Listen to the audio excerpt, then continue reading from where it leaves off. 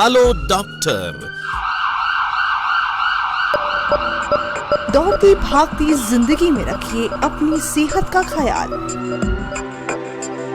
बीमारियों की असल जड़ से उनके उपचार तक जानिए विशेषज्ञों की राय के साथ अपनी बीमारियों का सही उपचार। Hello doctor.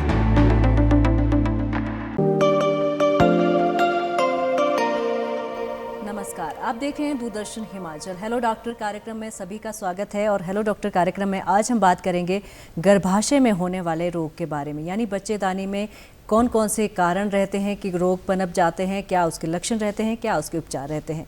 और दर्शकों, जब हम बात करते हैं एक परिवार की तो कहा जाता है कि जिस परिवार में एक महिला स्वस्थ रहती है उनका पूरा परिवार स्वस्थ रहता है, पूरा परिवार उनकी हेल्थ अच्छी होती है। तो छोटी छोटी बातें होती है जिन्हें अक्सर महिलाएं जो है वो इग्नोर कर देती है।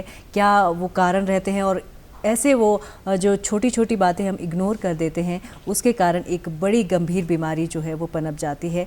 इसका ही हमें ध्यान रखना है, ख़ास तौर पर जब हम एक महिला की बात करते हैं। वैसे तो सभी को अपने स्वास्थ्य के प्रति जागरूक रहना चाहिए, लेकिन महिलाओं में गर्भाशय से जुड़ी वो कौन सी बीमारियां रहती है जिनके लिए उन्हें जागरूक रहना होता है, यही आज हम जानेंगे। स्टूडियो में हमारे साथ है डॉक्टर अनूप शर्मा जी, जो कि एसोसिएट प्रोफेसर है KNH शिमला में। बहुत बहुत स्वागत डॉक्टर साहब आपका। धन्यवाद। तो सबसे पहले आपसे यही जानना चाहते हैं कि जब हम एक परिवार की बात करते हैं, महिलाओं को अपने स्वास्थ्य के प्रति जागरूक रहना कितना ज़रूरी है? जैसा कि आपने कहा कि महिलाओं को बहुत जागरूक रहने की ज़रूरत होती है जी। और आमतौर पर हमारा जो सामाजिक परिवेश है उसमें ये देखा गया है कि महिलाएं अक्सर अपने स्वास्थ्य के बारे में ज़्यादा लापरवाह रहती हैं। जी बिल्कुल। जबकि उनको और अधिक जागरूक रहने की ज़रूरत है, क्योंकि अगर महिला स्वस्थ होगी परिवार में तभी वो अपने बाकी परिवार के जो लोग हैं उनका अच्छे से ध्यान रख पाएगी। जी।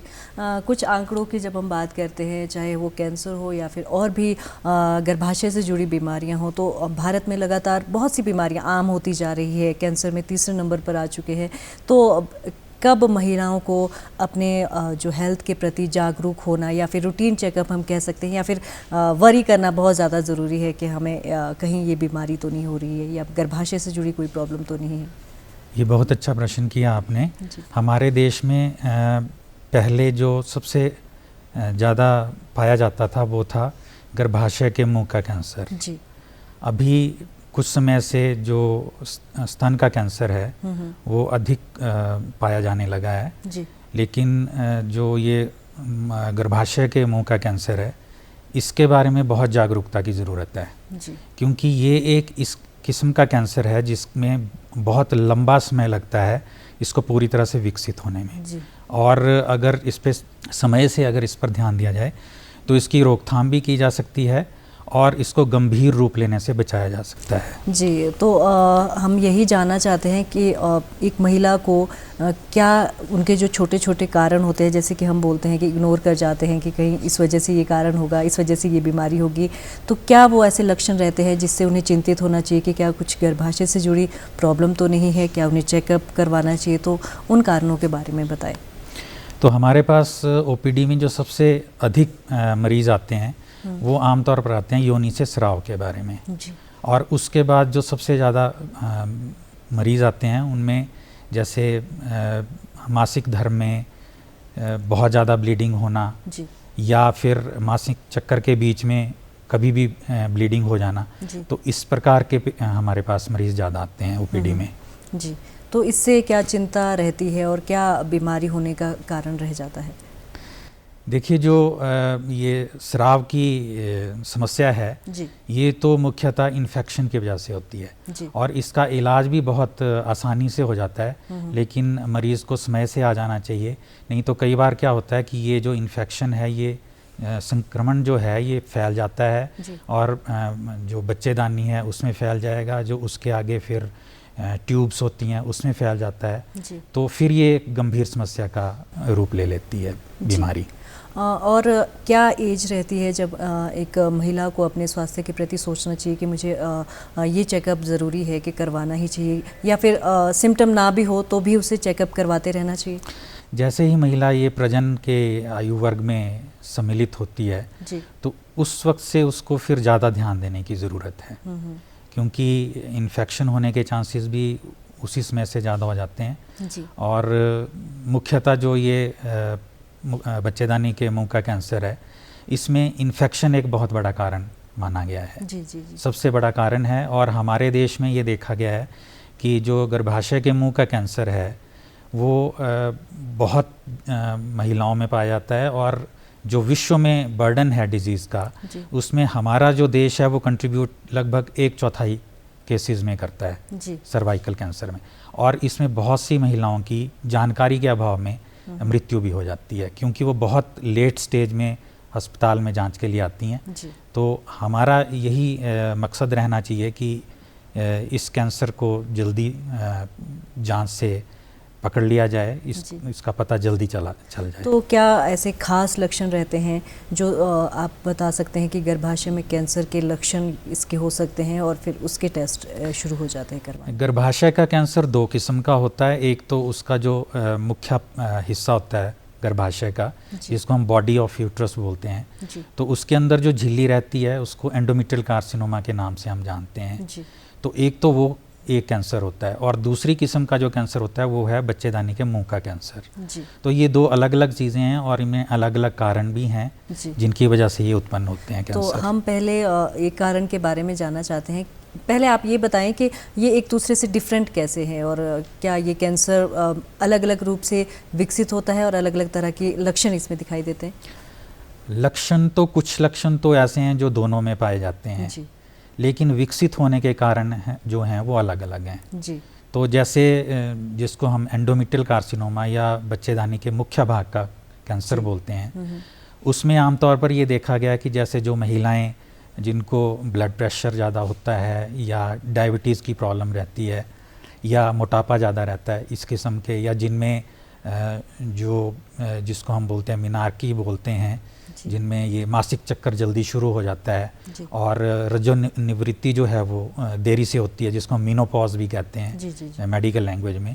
तो उस प्रकार की महिलाओं में, और इसमें थोड़ी जेनेटिक प्रीडिस्पोजिशन भी रहती है, जिसमें आनुवंशिक कारण होते हैं, कुछ जीन्स में ऐसी म्यूटेशन होती हैं। तो इस प्रकार के जो हैं वो कंट्रीब्यूट करता है एंडोमेट्रियल कार्सिनोमा में। जबकि जो गर्भाशय के मुंह का कैंसर है उसमें थोड़े से कारण अलग हैं, जिनमें सबसे मुख्य कारण है वो है इन्फेक्शन, वायरल इन्फेक्शन होती है किस्म की, उसको हम बोलते हैं ह्यूमन पैपिलोमा वायरस या शॉर्ट फॉर्म में बोलते हैं HPV। तो वो सबसे बड़ा कारण देखा गया है, और ये एकमात्र ऐसा कैंसर है जिसमें ये देखा गया है कि इन्फेक्शन एक मुख्यतः कारण रहता है। तो अगर उस इन्फेक्शन से बचा जा सके तो इस कैंसर के रोकथाम के लिए बहुत प्रभावी साबित हो सकता है। तो अब हम लक्षणों पे आते हैं। जैसे आपने कारण बताए, एंडोमेट्रियल कैंसर के आपने बहुत सारे कारण बताए, डायबिटीज़ है या फिर जेनेटिक भी हो सकता है, तो उसके जो लक्षण रहते हैं वो क्या रहते हैं? जो एंडोमेट्रियल कार्सिनोमा है उसमें ये है कि महिला को ज़रूरत से, मतलब जितना आमतौर पर ये मासिक चक्कर में जितना वो उसको खून का प्रवाह रहता है उससे बहुत ज़्यादा प्रवाह हो सकता है, या मासिक चक्कर के बीच में भी उसको रक्तस्राव हो सकता है, या जिनमें जैसे रजोनिवृत्ति हो गई होती है जिसको हम मीनोपॉज कहते हैं, तो उसके बाद रजोनिवृत्ति के बाद कुछ समय के बाद उनको ये दोबारा से जो रक्तस्राव शुरू हो सकता है। जैसे आपने महिलाओं की बात की, जैसे आजकल की लड़कियां हैं, अगर पीरियड जल्दी आ जाए तो उसका भी एक बीमारी का वजह रह सकती है, कारण हो सकता है? हाँ, ये देखा गया कि जिनमें इस प्रकार के कारण रहते हैं जिनको ये कम आयु में शुरुआत हो, वो उनमें एक रिस्क फैक्टर है वो एंडोमेट्रियल कैंसर के लिए। तो क्या स्थिति रहती है महिलाओं की यहाँ पर कि क्या महिलाएं अपने स्वास्थ्य के प्रति जागरूक है, समय समय पर अपने गर्भाशय या फिर ऐसी चेकअप करवाते रहते हैं, या ऐसे कारण उनके रहते हैं? थोड़ा सा जानकारी का अभाव है, और कुछ उनको ये रहता है कि इस प्रकार की बीमारी के लिए अस्पताल में जाना चाहिए या नहीं जाना चाहिए, और इन कारणों से वो काफ़ी देरी से आती हैं अस्पताल में, जिसकी वजह से फिर बीमारी बढ़ जाती है। अब हम बात करते हैं गर्भाशय के दूसरे कैंसर के बारे में कि क्या उसके लक्षण रहते हैं?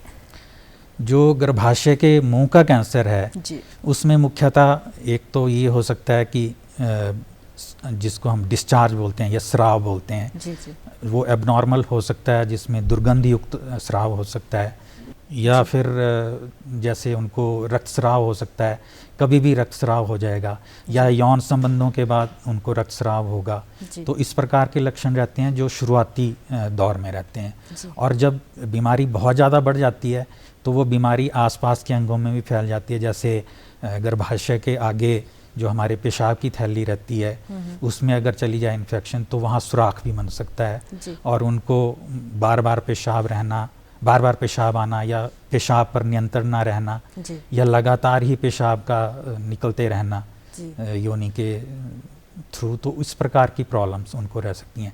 इसी प्रकार से अगर पीछे की डायरेक्शन में वो फैल जाए, आंतड़ियों की तरफ फैल जाए, तो आंतड़ियों के बीच में, जो आंतड़ियों का नीचे वाला हिस्सा होता है उसके बीच में और जो योनि होती है उसमें सुराख बन जाता है, तो उसकी वजह से फिर वहाँ से भी ब्लीडिंग हो सकती है। तो इस प्रकार की उनको समस्या हो सकती है। तो जैसे शुरुआती लक्षण ही जब किसी महिला को पता चल जाते हैं और चेकअप के लिए वो चले जाते हैं, तो किस तरह का इलाज उसमें किया जाता है, कौन कौन से टेस्ट किए जाते हैं, किस तरह का उपचार रहता है? जो शुरुआती लक्षणों में है तो उनको जैसे मरीज़ जल्दी आ जाए, तो एक तो ये बात है कि उसको जब बीमारी होनी शुरू हो गई, और एक है कि हम रूटीन चेकअप के थ्रू इस बीमारी को जल्दी पकड़ लें। जी। तो उनमें बहुत सी हमारे पास जांच सुविधाएं उपलब्ध हैं, जिनमें एक है कि पैप्समियर नाम से आपने सुना होगा कभी। जी, बिल्कुल। तो उसमें क्या करते हैं कि उसको कोई बड़ा ऑपरेशन नहीं होता है, वो उसमें महिला को सिर्फ जांच के लिए आना होता है, और वहाँ से हम जो बच्चेदानी के मुंह से कुछ सैंपल लेते हैं और उसको जांच के लिए भेजते हैं। तो उस जांच में बहुत शुरुआती जो अभी अवस्था होती है उसमें बीमारी पकड़ में आ सकती है, और उसका इलाज बड़े जल्दी किया जा सकता है। जी। तो ये जो आपने टेस्ट के बारे में बताया, ये किस उम्र की महिलाओं को आना ज़रूरी है, या फिर अगर वो रूटीन चेकअप नहीं भी करवाते या कोई लक्षण नहीं भी है तो भी क्या आप राय देते हैं कि ये आपको ये टेस्ट करवाना चाहिए? ये 25 साल की उम्र से लेके 65 साल की उम्र की जो महिलाएं हैं उनमें ये रूटीन में ये होना चाहिए, कुछ अंतराल के बाद। जी। कितने समय का गैप इसमें दे सकते हैं? जैसे हम जिनकी रूटीन करते हैं उनमें तो 3 साल का हम गैप देते हैं। जी। उसमें 3 साल में फिर खतरा कम हो जाता है कि डायग्नोज हो जाती है प्रॉब्लम? नहीं, 3 साल के अंतराल पर बार बार किया जा सकता है। जी इसको। जी, इसे किया जा सकता है। जी। और अगर हम उपचार के बारे में बात करें कि अगर शुरुआती, जैसे हमने अभी कहा कि आपने ये इस लक्षण से हमें पता चल गया कि आपको ये कैंसर है, तो उपचार किस तरह से रहता है फिर? सबसे पहले तो मैं बताना चाहूँगा इसकी रोकथाम के बारे में भी, जो हमारी भारत सरकार है बहुत शीघ्र ही एक प्रोग्राम लॉन्च करने जा रही है, जिसमें एक वैक्सीन की उपलब्धता हो जाएगी। जो वैक्सीन इस बीमारी, जो ये वायरस है, इसको पहले ही रोक देती है। जी। तो जैसे ही बच्चियां जो हैं इस अवस्था में प्रवेश कर रही होती हैं, तो उससे पहले ही इस वैक्सीन को लगाया जा सकता है। जी। तो ये एक बहुत अच्छा इनिशिएटिव भारत सरकार की तरफ से होने जा रहा है कुछ ही समय में। अभी ये वैक्सीन प्राइवेटली वैसे उपलब्ध है, लेकिन बहुत अधिक इसकी कीमत होने की वजह से अभी उतना ये प्रचलन में नहीं आई है। यानी अगर हमें शुरुआती लक्षण नज़र आ जाते हैं, हमें पता चल गया है, तो इसका इलाज बहुत इजीली हो सकता है। जी। और अगर हम गंभीर अवस्था में है और एकदम पता चला है कि आपके 4 स्टेज में ये कैंसर है, तो उसके जैसे किसी भी कैंसर के बारे में है कि अगर वो अर्ली स्टेजेस में अगर वो पकड़ा जाता है तो उसका इलाज ज़्यादा अच्छे से हो जाता है और उसके रिजल्ट्स भी ज़्यादा अच्छे होते हैं। लेकिन जैसे बहुत देरी से आते हैं तो फिर उसमें थोड़ा मुश्किल हो जाता है इलाज। जो शुरुआती अवस्था होती है उसमें हम ऑपरेशन के जरिए भी इसको ठीक कर सकते हैं जी। और जो थोड़ी लेट स्टेज होती है उसमें फिर रेडियोथेरेपी वगैरह देनी पड़ती है। जी। उम्र बढ़ने के साथ ये गर्भाशय से जुड़ी बीमारियां क्यों बहुत ज़्यादा होती जाती है? जैसे हम कैंसर की बात करें तो आमतौर पर कहा जाता है कि 60 के आसपास की एज में ये ज़्यादातर देखा गया है। गर्भाशय के कैंसर की बात करें तो मेनोपॉज के बाद अगर हम बात करें तो क्यों ये ऐसे कारण रहते हैं कि या लक्षण, मतलब किन वजह से ये बीमारियां होनी शुरू हो जाती है? जैसे सभी कैंसर्स के बारे में ये माना जाता है जी। कि उम्र के साथ उनका एक ज़्यादा रिस्क रहता है कि वो कैंसर हो जाएगा। जी। कुछ एक कैंसर्स को छोड़ के जो बचपन में होते हैं, जैसे ल्यूकीमियाज वगैरह होते हैं बच्चों में, जी।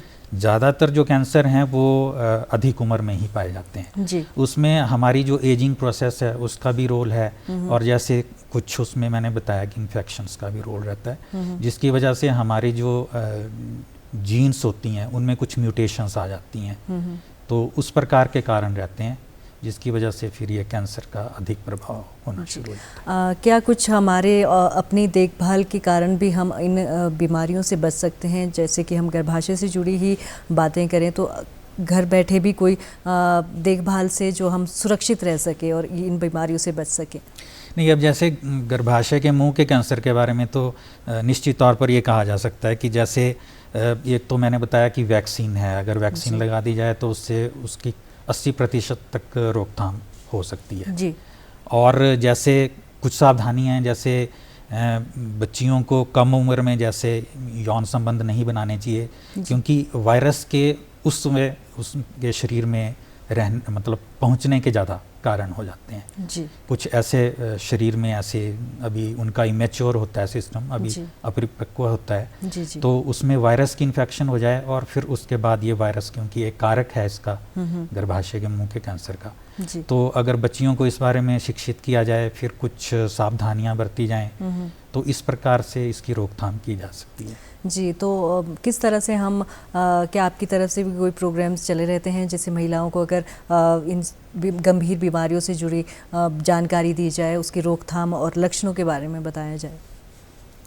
हाँ, समय समय पर स्वास्थ्य विभाग की तरफ से ये जैसे हमारे जो फील्ड के वर्कर्स हैं वो जानकारी देते रहते हैं, जैसे आशा वर्कर्स हो गए या फीमेल हेल्थ वर्कर्स हो गए, तो वो जानकारी देते रहते हैं। जी।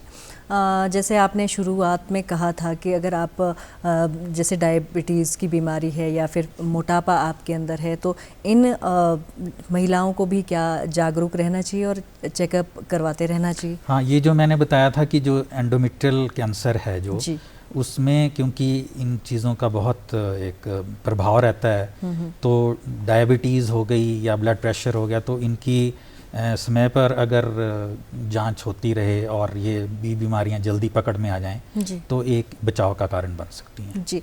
डॉक्टर साहब, हम बात कर रहे थे जैसे 4th स्टेज में अगर हमें पता चला कि ये हमें गर्भाशय का कैंसर है, तो उसका क्या इलाज रहता है और किस तरह से इलाज उपचार इनका किया जाता है? उसमें फिर क्योंकि कैंसर इतना फैल जाता है, आसपास के अंगों में भी फैल सकता है या दूर के अंगों में भी, जैसे फेफड़े हो गए, कई बार कुछ कैंसर्स में ब्रेन में भी चला जाता है, तो उस वक्त फिर ऑपरेशन से इसका इलाज संभव नहीं रहता है, तो फिर उसमें आपको रेडियोथेरेपी या कीमोथेरेपी की ज़रूरत पड़ती है। जी। और खान पान क्या एक कारण रहता है हमें अपने स्वास्थ्य के प्रति जागरूक रहने के लिए, और गर्भाशय से जुड़ी जो बीमारियां होती है उस पर भी असर डालता है हमारा जो आजकल का खान पान है? निश्चित तौर पर, क्योंकि जैसे आपने मैंने बताया आपको, जो गर्भाशय के मुंह का कैंसर है उसमें कुपोषण का बहुत एक रोल है। जी। तो क्योंकि अगर कुपोषण होगा तो इन्फेक्शन से लड़ने की शक्ति शरीर में नहीं होती है। जी, जी, जी। तो क्योंकि वायरल इसका एक कारण है, तो उनमें भी ज़्यादा चांसेस रहते हैं उनमें। जी। और जो एंडोमेट्रियल कैंसर है उसमें थोड़ा इससे विपरीत है कि मोटापा नहीं होना चाहिए, क्योंकि मोटापे की वजह से हो जाए। तो कुल मिलाकर ये है कि हमें अपने स्वास्थ्य की तरफ ध्यान देना चाहिए, ना तो कुपोषण होना चाहिए और ना मोटापे की तरफ होना चाहिए। जी। एक और प्रश्न आपके से जरिए पूछना चाहते हैं कि जैसे महिलाओं को कोई गर्भ धारण नहीं कर पाती है, उन्हें किस तरह की प्रॉब्लम्स रहती है और उनमें कौन सी बीमारी होने का खतरा ज़्यादा रहता है? उनमें एक और जो अंडकोश होते हैं, जिनको ओवरीज हम मेडिकल उसमें टर्मिनोलॉजी में कहते हैं, जी, तो उसका कैंसर होने का बहुत चांसेस रहते हैं। जी। क्योंकि जो अंडकोश के कैंसर हैं उसमें इसका डेफिनेट एक रोल है कि जिनमें गर्भ धारण नहीं होता, जी, तो वो एक कारण है। जी। और स्वास्थ्य के प्रति जब हम जागरूक होने की बात करते हैं, तो इसमें जब जैसे बच्चा किसी के ठहर गया है तो उसके बाद क्या हमें टेस्ट करवाने ज़रूरी होते हैं? उसके बाद कौन कौन सी ध्यान रखना बहुत ज़्यादा ज़रूरी होता है? ये बहुत ज़रूरी है कि जैसे ही महिला गर्भ धारण करती है, जी, तो वो तुरंत किसी भी नज़दीकी सरकारी अस्पताल में या प्राइवेट में जहाँ जिस किस्म की सुविधा उपलब्ध है जी। तो वहाँ वो जाए। और बहुत सी ऐसी गंभीर बीमारियाँ हैं जो कि महिला को बहुत मुसीबत में डाल सकती हैं और कई बार मृत्यु भी हो जाती है। जी। तो क्योंकि वहाँ नियमित जांच होती रहेगी तो उन बीमारियों का जल्दी पता चल जाता है जी। और उनसे बचा जा सकता है। जी। और स्वास्थ्य के प्रति जागरूक रहने के लिए महिलाओं को समय समय पर कौन कौन से टेस्ट करवाते रहना चाहिए? गर्भवती महिलाओं को तो जैसे हम कहते हैं कि कुछ रूटीन टेस्ट होते हैं जिसमें सबसे जो ज़रूरी टेस्ट है वो हमें ये देखना होता है कि महिला में कहीं पहले से खून की कमी तो नहीं है। तो अगर महिला में पहले से खून की कमी होगी तो ये सभी जानते हैं कि जब ये प्रसव होता है तो कुछ ना कुछ खून का निकास होता है महिला के शरीर से। तो अगर पहले से खून की कमी होगी तो वो उसको उस खून के निकास को झेल नहीं पाएगी अच्छे से। तो ये बहुत ज़रूरी है कि उसका पहले से जो खून का लेवल है जिसको हम हीमोग्लोबिन का लेवल है वो अच्छा होना चाहिए, बहुत अच्छा होना चाहिए। और क्योंकि उसके बाद क्योंकि गर्भ में जो पल रहा शिशु है उसकी भी कुछ आवश्यकताएं हैं तो उसके लिए भी उसको आयरन की टेबलेट्स दी जाती हैं, आयरन फॉलिक एसिड वगैरह की टेबलेट्स दी जाती हैं। जी जी। और नियमित जांच की वजह से ये भी पता चलता है कि कहीं महिला को जो गर्भ के कारण कई बार ब्लड प्रेशर अधिक हो जाता है तो वैसा तो नहीं हो रहा है। अगर वैसा भी पता चल जाए तो उसका भी समय पर जांच की जाती है और उसका उपचार किया जाता है समय पर। जी। एक डॉक्टर साहब जब बात करते हैं गर्भाशय से जुड़ी बीमारियों की तो साफ़ सफाई का ज़्यादा ध्यान आता है, चाहे वो पीरियड्स के दौरान हो या फिर वैसे भी महिलाओं को अपने साफ़ सफाई का ध्यान कितना रखना चाहिए? क्या उससे भी बीमारियां होने का खतरा रहता है? ये बहुत अच्छा सवाल किया आपने, क्योंकि जो पर्सनल हाइजीन है जी। जो अपनी साफ़ सफाई का ध्यान रखना है वो बहुत ही ज़रूरी है, क्योंकि इसी वजह से फिर इन्फेक्शंस होती हैं और इन्फेक्शंस फिर गर्भाशय में चली जाती हैं जिसकी वजह से महिला को लगातार ऐसी समस्या आ सकती है कि पेट के निचले हिस्से में दर्द रहेगा, लगातार कमर में दर्द रहेगा, कमर के निचले हिस्से में दर्द रहेगा और कई बार ये इन्फेक्शन बहुत ज़्यादा फैल जाती है तो उसकी वजह से फिर बहुत सी समस्याएं पैदा हो जाती हैं। जी। जैसे कई दवाइयों का यूज़ करते हैं बच्चे ना होने के लिए या फिर ऐसी कुछ प्रोडक्ट यूज़ करते हैं तो उससे भी क्या कुछ बीमारियों का खतरा रहता है या फिर कौन सी चीज़ें वो सेफ़ रहती है जिससे एक महिला सुरक्षित रह सकती है? नहीं, अगर जैसे बच्चा ठहरने के बारे में जो कुछ दवाइयाँ दी जाती हैं जी। हाँ, उनके बारे में ऐसा सोचा गया था कि शायद उसकी वजह से, लेकिन जो अभी जो लेटेस्ट रिसर्च है उसमें ये पाया गया कि शायद उसका इतना रोल नहीं है तो वो दवाइयाँ सेफली दी जा सकती हैं। जी। और परिवार में जब हम कहते हैं कि महिलाएं जो है, जैसे कि हमने शुरुआत में भी कहा था कि छोटी छोटी सी बातें होती है वो पूरे परिवार का तो ध्यान रखती है लेकिन अपने ही प्रति जागरूक नहीं रहती है, तो कैसे आप उन्हें एक मैसेज देना चाहते हैं कि अपने प्रति वो जागरूक रहे, अपने स्वास्थ्य के प्रति, और एक छोटी सी जो प्रॉब्लम होती है जिन्हें वो इग्नोर कर जाते हैं वो एक बड़ी बीमारी बन सकती है? तो संदेश के तौर पर तो मैं यही कहना चाहूँगा कि अपनी पोषण का ध्यान रखें ताकि जो इन्फेक्शन से संबंधित बीमारियां हैं वो ना हों। अगर अच्छा स्वास्थ्य रहेगा तो इस किस्म की बीमारियां नहीं होंगी। और जो पर्सनल हाइजीन है उसकी तरफ भी बहुत ध्यान देने की ज़रूरत है। और इसके साथ ही अगर कोई भी किसी भी जो प्रजनन अंगों से संबंधित किसी भी प्रकार के लक्षण अगर आते हैं तो शीघ्रातिशीघ्र जो नज़दीकी अस्पताल है विशेषज्ञ से जांच करा लें तो वो बहुत ठीक रहेगा। जी। डॉक्टर साहब, आपसे आखिरी में यही जानना चाहते हैं कि अगर कौन से वो ऐसे कारण या लक्षण रहते हैं जिसके कारण उन्हें डॉक्टर के पास आना बहुत ज़्यादा ज़रूरी रहता है?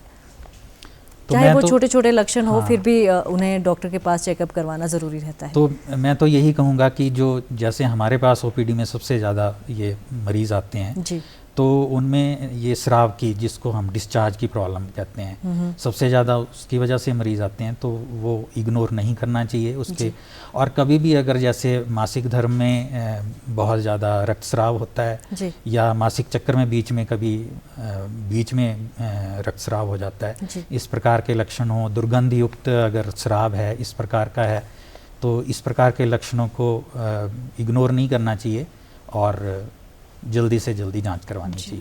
तो बहुत अच्छी जानकारी आज आपने दी। आज हमने बात की बच्चेदानी में होने वाले रोग और उसके क्या कारण रहते हैं, क्या लक्षण रहते हैं, कैसे उपचार रहते हैं। तो डॉक्टर अनूप हमारे साथ थे, जो कि एसोसिएट प्रोफेसर KNH शिमला से हैं। तो बहुत बहुत धन्यवाद आपका जानकारी देने के लिए। तो हम आखिर में यही कहना चाहते हैं कि बीमारी कोई भी हो, जब हमें लक्षण पता चल जाते हैं तो उसका उपचार भी संभव हो जाता है, बशर्ते हमें टाइम टू टाइम अपना चेकअप करवाते रहना चाहिए, अपने स्वास्थ्य के प्रति जागरूक रहना चाहिए। तो हेलो डॉक्टर कार्यक्रम में आज बस इतना ही। नए विषय के साथ फिर हाजिर होंगे। नमस्कार।